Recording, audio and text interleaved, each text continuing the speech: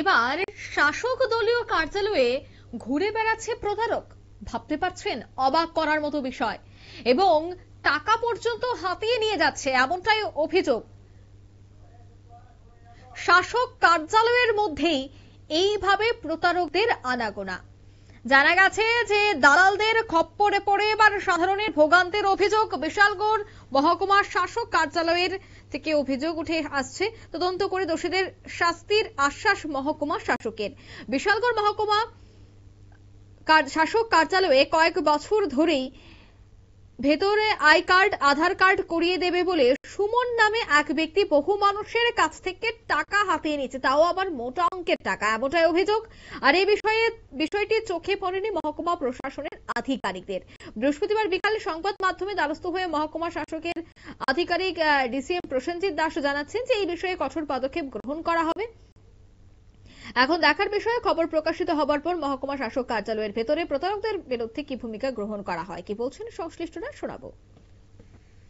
আপনাদের কাছে যে খবর সেই সত্যতার ভিত্তিতে আমরা আমাদের কাছে এই যেরকম কিছু আমাদের এসডিএম অফিসের নজরে এরকম কিছু পাইনি। কি কাজ করছে সেটা তো আমরাও বলতে পারবো না।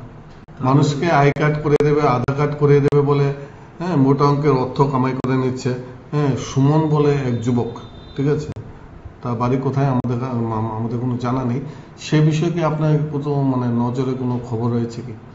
আমাদের এই এসডিএম অফিস প্রিমিসিসের মধ্যে কেউ এরকম করে আমাদের জানা নেই। যদি এরকম থাকে তাহলে অবশ্যই আমরা দৃষ্টান্তমূলক শাস্তির ব্যবস্থা নেব। তো আমরা ঠিক আছে, আমরা বিভিন্নভাবে বিভিন্ন সময় বিভিন্ন যারা ভোটার আই কার্ড করে কনসার্ন সেকশনকে ইনস্ট্রাকশন দেওয়া থাকে, আই কার্ড করে তাদেরকেও দেওয়া থাকে, টাইম টু টাইম আমরা ইনস্ট্রাকশন দিয়ে থাকি যাতে এই ধরনের কোনো ধরনের যে কেউ যাতে এরকম প্রতারিত যাতে না হয় সেই জিনিসটা আমরা চেষ্টা করি। তো আশা করি এটা আমাদের এই প্রিমিসেসের মধ্যে না, প্রিমিসেসের বাইরে হলেও হতে পারে, এটা আমাদের নলেজে নেই, আমরা দেখবো ব্যাপারটা। আপনারা দেখলেন কি বলছেন তারা। যদি অভিযোগের সত্যতা মিলে তবে অবশ্যই ব্যবস্থা গ্রহণ করা হবে। তবে যার বিরুদ্ধে অভিযোগটা উঠে এসেছে, যদি সত্যতা মিলে তার বিরুদ্ধে কি পদক্ষেপ গ্রহণ করা হয় সেটাই দেখার। কারণ এ ধরনের অভিযোগ কিন্তু কয়েক বছর ধরেই উঠে আসছে।